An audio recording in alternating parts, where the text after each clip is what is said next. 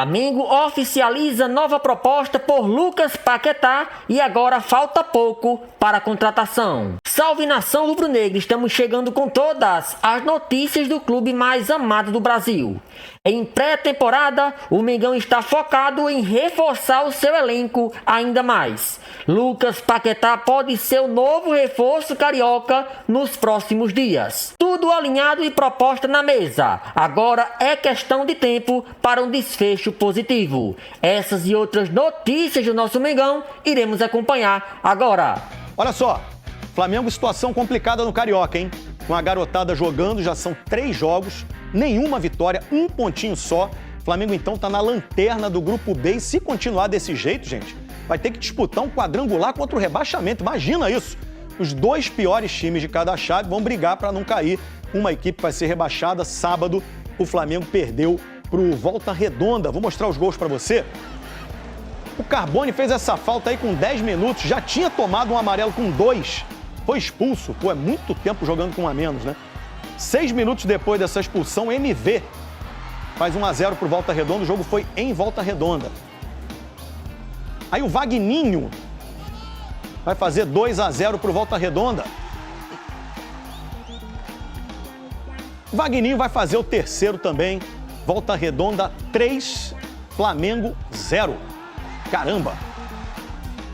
Vou mostrar para vocês aqui os próximos jogos, então, do Flamengo, né? Tem 2 clássicos, ó. Pega o Vasco, quarta-feira, dia 25 tem Fla-Flu e depois ainda fecha contra o Sampaio Corrêa no dia 7 de fevereiro. E aí você deve estar perguntando, torcedor do Flamengo, os titulares voltam quando? Duda Dal Ponte. Temos uma emergência. O pessoal tá ligado aí, não? Pois é, Escobar, muito boa tarde para você, para todo mundo que acompanha o Globo Esporte. A ideia, o planejamento inicial do Flamengo era de que os titulares estreassem um pouquinho contra o Fluminense, mas de verdade na estreia do Campeonato Brasileiro no dia 28 de janeiro contra o São Paulo. Mas essa situação de talvez ter que jogar um quadrangular contra o rebaixamento, de colocar mais jogos no calendário já apertado, fez o Flamengo ligar um alerta e mudar o planejamento inicial. Então a expectativa e a tendência é de que alguns jogadores do profissional já joguem nessa quarta-feira contra o Vasco no Maracanã. A gente ainda não sabe quais deles, a gente deve ter essa resposta amanhã, talvez, Escobar. Hoje os jogadores estão aqui treinando, treinaram pela manhã, vão treinar à tarde também. À tarde vai ter também a apresentação do segundo reforço do Flamengo, o goleiro Andrew, a gente vai acompanhar por aqui. E sobre Lucas Paquetá, hoje o Flamengo deve enviar uma proposta oficial ao West Ham e há muito otimismo de que tudo se resolva ainda essa semana, Escobar. Olha. Eita. Tô desesperado, Flavilinho. Vene. Ai, meu Deus do céu. Vene. O que fazer? Tá acontecendo? Eu vou mostrar a tabela do Campeonato Carioca, é inacreditável. Torcedor, algum desavisado. Olhar essa tabela, mas não é o campeão da Libertadores, o campeão brasileiro. É o último colocado do Grupo B. É a pior campanha entre todos os participantes, porque a Portuguesa ali na lanterna do outro grupo ainda tem um saldo de gol -3, que o Flamengo ainda consegue superar com -4. 1 pontinho só, o Flamengo jogou 3 partidas, a Fla Kids, Vene encheu a bola da garotada, 3 jogos, não venceu nenhum. Vene Casagrande, podia mais esses garotos, né? E aí, Vene? Não, tá começando a ficar esquisita a situação no Campeonato Carioca, tá batendo desespero. Voltem os titulares. Não, tem que voltar. Calma aí, que a gente vai chegar nesse assunto ainda. Brincadeiras à parte. Vamos lá, falando sério agora. Falando sério agora, eu concordo com você que o desempenho da garotada poderia ser melhor sim. Mas antes da gente fazer qualquer análise ou mesmo qualquer crítica, é dever nosso pontuar coisas importantes no contexto do Flamengo desse sub-20. Vamos lá. Estamos falando de um elenco que tem média de idade de 18 anos. Inclusive, 2 jogadores têm apenas 16 anos que estão disputando o início do Campeonato Carioca. Estamos falando de um elenco sub-20 que não teve pré-temporada ideal para essa competição. Estamos falando de um elenco sub-20 que não tem reforço de nenhum jogador do time profissional, tal como teve em anos anteriores quando o Flamengo iniciou o Campeonato Carioca, também com a garotada. Estamos falando de um elenco sub-20 que está passando por uma reformulação e o atual treinador Bruno Pivetti não teve tempo hábil para poder se preparar da melhor maneira possível. Dito isso, entendo a preocupação Entendo as críticas e eu mesmo critico aqui o desempenho dos jogadores e do treinador nas partidas, mas não acho nem um pouco justo você classificar ou até mesmo dizer que os jogadores não servem ou que o treinador não serve por conta do início do Campeonato Carioca. Então acho muito importante nós, jornalistas, que a gente acaba, querendo ou não, botando opinião na cabeça de muita gente, a gente tomar cuidado com isso. Porque você, ao criticar, você pode, entre aspas, queimar um jogador que no futuro pode ser importante em determinado momento. Né? É totalmente injusto você dizer se o garoto presta ou não, se o garoto presta ou não por conta desses 3 jogos no Campeonato Carioca. É totalmente injusto você dizer se o Bruno Pivetti é um bom treinador ou não para o Sub-20 por conta do início do Campeonato Carioca. Engraçado, quando ele foi campeão mundial Sub-20 em cima do Barcelona, da maneira que foi dentro do Maracanã, era o melhor treinador do mundo. Esse time que foi campeão mundial Sub-20 era o melhor time do mundo. Tinham várias joias. E por causa de 3 jogos no início do Campeonato Carioca, lembrando, não podemos tirar o mérito dos adversários. O Volta Redonda é uma boa equipe, embora tenha sido rebaixado para a Série C, mas vem se preparando há meses para o início dessa competição. A Portuguesa vem se preparando há meses. E estamos falando de elenco profissional. É totalmente diferente de um jogador de 16, 17 e até mesmo 18 anos, que, repito, é a média de idade desse elenco. Então, brincadeiras à parte, tome cuidado ao criticar, porque você pode queimar um jogador que é e tem potencial em um futuro breve para o Flamengo. Em cima disso, Flavinho, não acho que tem que mudar planejamento por conta do desempenho da garotada. Se voltasse atrás, esquece. E estou falando mesmo, isso hoje, segunda-feira. Quarta-feira tem um clássico contra o Vasco. Independentemente do resultado, o Vasco pode golear por 10-0. Seguiria com o Sub-20? A minha opinião não vai mudar. Você não pode mudar planejamento. Flavinho, eu vou te responder essa pergunta te fazendo uma pergunta. O SBT nos dá a liberdade de trabalhar em outros lugares. Supondo que você aceitasse trabalhar em mais 3, 4 lugares, você acha que o seu desempenho aqui no SBT seria o mesmo? Não tem como. Seja bem sincero. Claro que não. Então você, torcedor rubro-negro, que está aí pensando em ganhar Recopa, Supercopa, começar bem o Campeonato Brasileiro, começar bem a Libertadores, você quer que o Flamengo também seja um sucesso no Campeonato Carioca? É extremamente justo. A vida é feita de prioridade. E o Campeonato Carioca hoje para o Flamengo é um torneio de pré-temporada. E o Flamengo não está desvalorizando o estadual. É porque o Flamengo é forçado a tratar o estadual dessa maneira por conta do calendário brasileiro. Então a culpa não é do Flamengo. A culpa é do calendário brasileiro. Mas isso aí é uma outra discussão. Então o Flamengo está certo em tratar o Campeonato Carioca da maneira que tem que ser tratado. A grande discussão na primeira rodada foi qual aqui, Lucas?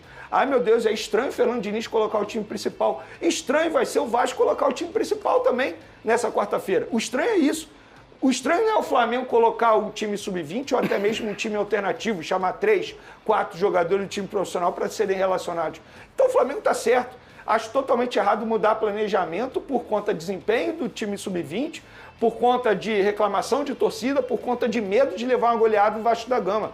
Ou você tem planejamento e convicção no seu planejamento, ou você toma suas decisões baseado no que a torcida pensa em rede social. Então, o meu pensamento é esse. Independentemente do que acontecer na quarta, na quinta-feira, o meu pensamento será o mesmo. O foco do Flamengo é Campeonato Brasileiro, Libertadores, Recopa e Supercopa. Cada um tem aquilo que merece. Ah, mas o Vasco da Gama tem o Campeonato Carioca. Beleza, é porque o Vasco disputa o Campeonato Carioca. O Flamengo hoje trata o Campeonato Carioca como um torneio de pré-temporada. E o torcedor precisa aceitar isso. Isso não é videogame que você vai ter o mesmo desempenho. Gente, olha só, o Flamengo se representou no dia 12, segunda-feira passada. Foram 2 dias de testes físicos, eles nem foram a campo. Eles foram a campo a primeira vez na quarta-feira. Como é que uma semana depois de um longo período de férias, os jogadores vão disputar um clássico? E se disputar esse clássico, é certeza que o Flamengo vai ganhar? As pessoas ainda tratam dessa maneira, como se fosse certeza que fosse ganhar do Vasco da Gama. E se perde para o Vasco com o time principal? E ainda assim com o risco de ter uma lesão grave com o início do Campeonato Brasileiro, que é a principal competição para o Flamengo na temporada. Então o planejamento tem que ser esse. O Campeonato Carioca é a verdade, se tornou torneio de pré-temporada para o Flamengo. Ô Moretti, o Flamengo está numa outra situação hoje dos rivais. A gente falando do Flamengo e do Vasco, comparando o Diniz, o Nenê até critica o Diniz. Aí cada um tem que cuidar da sua casinha, cada um sabe o que é melhor para si. Mas hoje, o Flamengo com o time que tem que chega como favorito numa Libertadores, chega como favorito no Campeonato Brasileiro, dá para entender abrir mão do Carioca, nem que abrir mão do campeonato, mas nessas primeiras rodadas o calendário obriga, o próprio calendário desvaloriza a competição. Diferente de um Vasco que não ganha 10, 15 anos e tá louco, sedento por um título. Os caras estão ganhando tudo. Pode desprezar a competição. O Vasco não. Exato. O Vasco deve ir com tudo para quarta-feira. Deve estar dentro do planejamento do Diniz. Aí é questão de planejamento. O Veni falou para não mudar. E o planejamento do Vasco, quem sabe é o Diniz. Ele já imaginou que estreia com força máxima para segurar no segundo jogo e de novo com força máxima na terceira rodada. Exatamente, assim, Flavinho. Acho que os planejamentos são diferentes, né? Sim. Cada clube tem o seu planejamento. Dito isso, todo respeito do mundo ao Flamengo, todo respeito do mundo ao Vene. Quarta-feira, no Maracanã, o Vasco com o time principal e o Flamengo com esse time, que não está apresentando um bom futebol, a possibilidade é grande do Vasco vencer o jogo. E o torcedor vascaíno ele quer saber da vitória contra o Flamengo, e o torcedor flamenguista ele quer saber de não perder para o Vasco.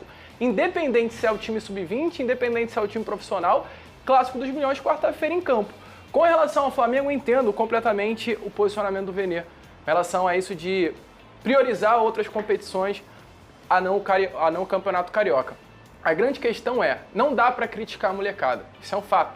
Jogadores jovens, imaturos, a média de idade que o Vene falou é 18 anos. Só que, Vene, eu vou trazer para um contraponto aqui. O Flamengo ele perde para a Portuguesa, certo? Empatou, fez o gol no finalzinho. Empata com a Portuguesa, um gol de empate no final. O Botafogo, que está também com os jogadores da base, vence a Portuguesa pelo placar de 1-0. A grande questão não é se é para voltar ao time principal ou não. A minha opinião sabendo que são jogadores que nesse momento, conquistou o bicampeonato intercontinental no ano passado, eles poderiam entregar mais. Essa é a minha questão. Mas é isso que eu acabei de falar. Entendeu? Aqui. Eles poderiam o desempenho entregar poderia mais. ser Exatamente. melhor, muito melhor. Eu esperava mais. Para determinar que eles não prestam. É mas isso. Poderiam jogar melhor.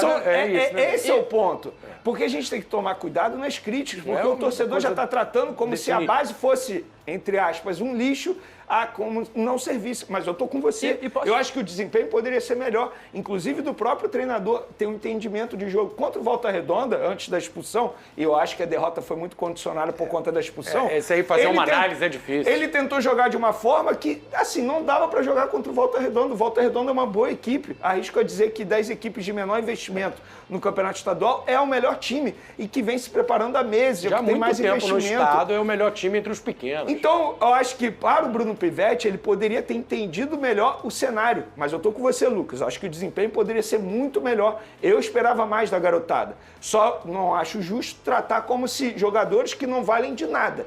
Essa é a grande questão, e isso aqui não é para você, é para a torcida do Flamengo que está tratando esses garotos como se eles não prestassem para nada. E eles prestam. E posso te falar mais, Vene? Eu acho que se o Flamengo, ele, por exemplo, quarta-feira contra o Vasco no jogo que vai ter nos 2 próximos jogos, se o Flamengo tira a molecada e bota o time principal, o Flamengo dá um recado claro ao seu torcedor que essa molecada não adianta de nada. É isso. Então, no final, no fundo, o retorno do time principal para o Flamengo seria um recado negativo para a torcida com relação a essa garotada.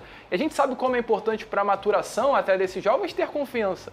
E uma retirada desses jovens nesse momento vai tirar completamente a confiança deles até um processo de desenvolvimento desses atletas. Então, assim, a torcida, é claro, reclama, mas se é o planejamento do Flamengo, é melhor deixar rolar, né? Porque, querendo ou não, os caras ali parecem que sabem fazer futebol.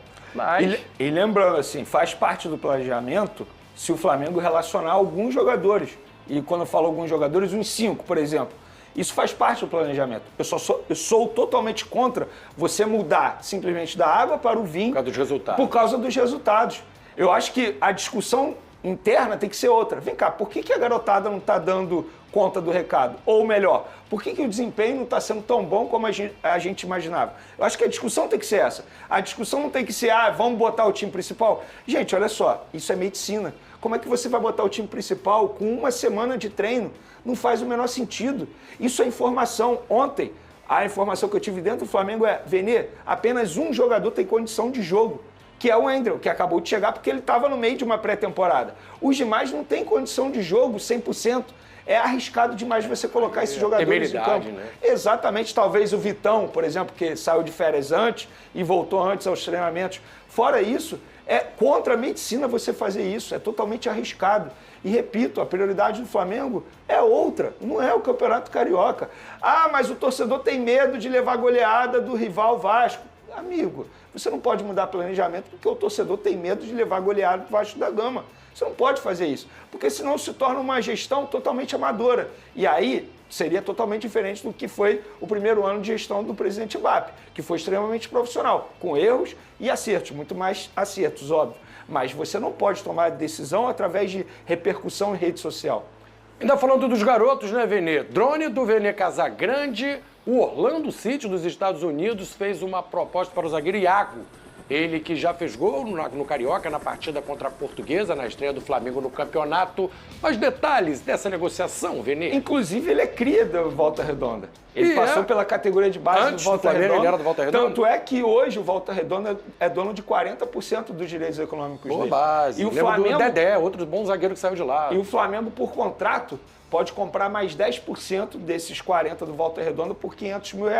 E o Flamengo recebeu uma proposta do Orlando City, eu ainda não posso revelar os valores, a fonte pediu. O Flamengo recebeu essa proposta com compensação financeira e também mantendo o percentual. E o Flamengo ainda vai dar a resposta, mas o jogador já deu a resposta. A questão é, chegou o momento de negociar o Iago. Iago tem contrato apenas até dezembro desse ano.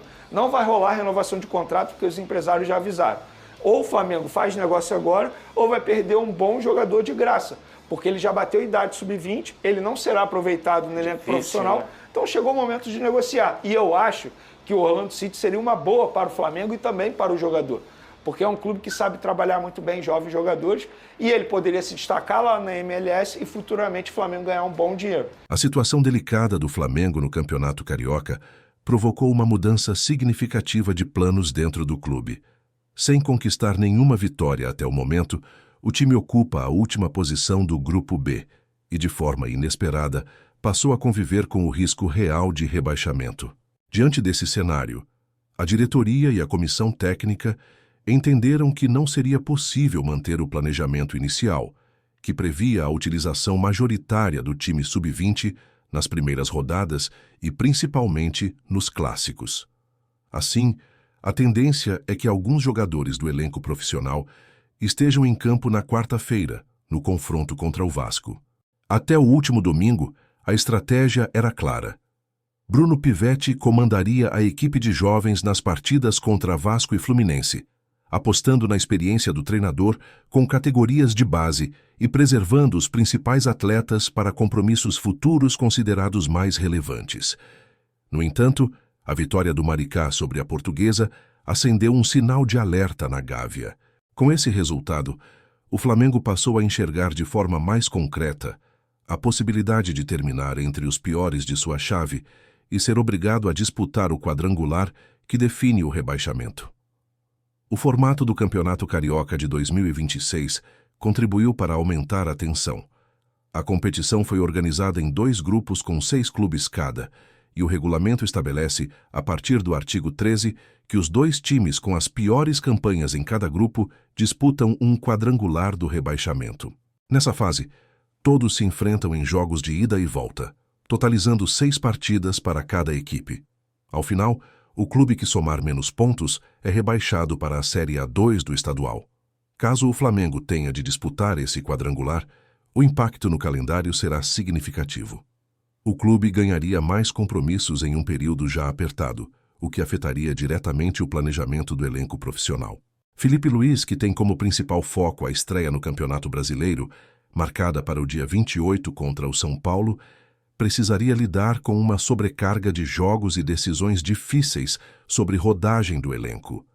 Para evitar esse cenário, a comissão técnica decidiu liberar alguns jogadores do grupo principal para reforçar o time sub-20 e aumentar as chances de reação imediata no Carioca. Ainda não há uma definição oficial sobre quais atletas profissionais serão utilizados no clássico contra o Vasco.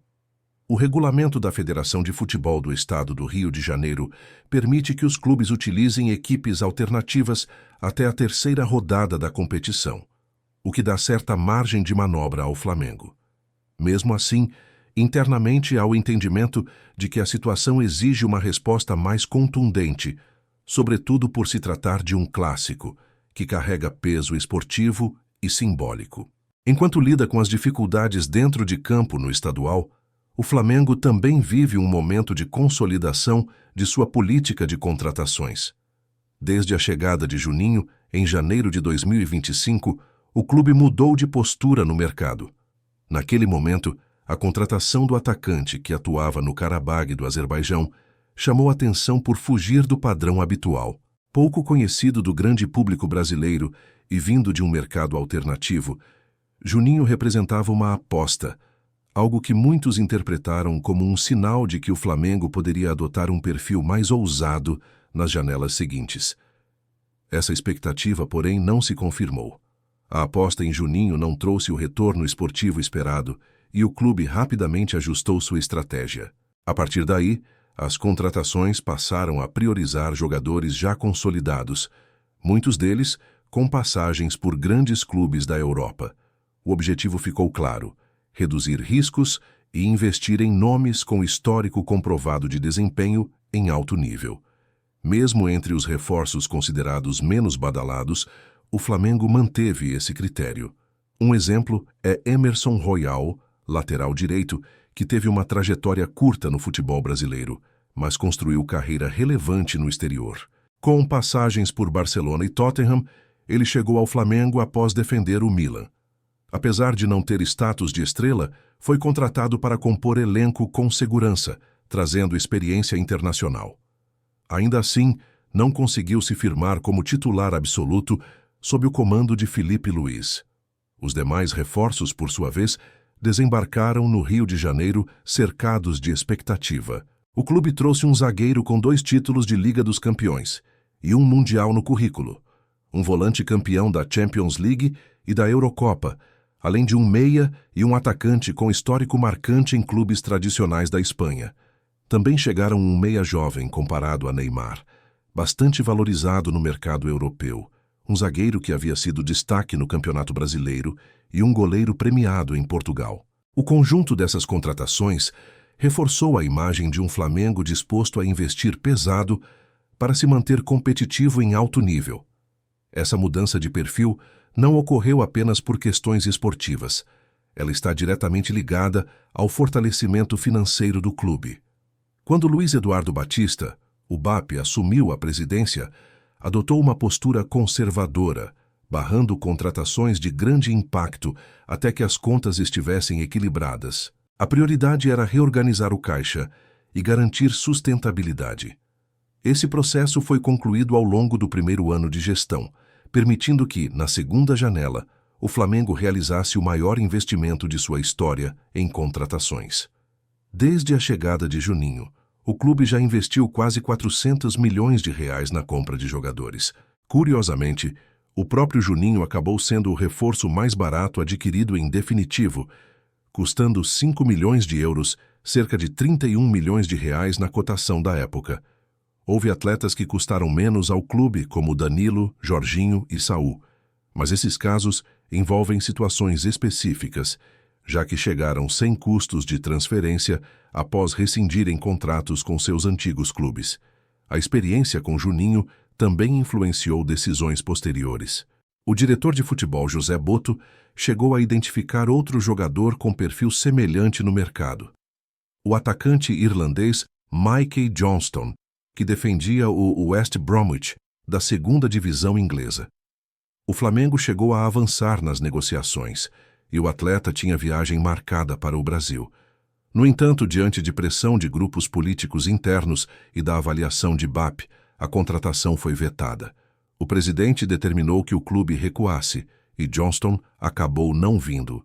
Ele seria o primeiro reforço da segunda janela e custaria cerca de 37 milhões de reais.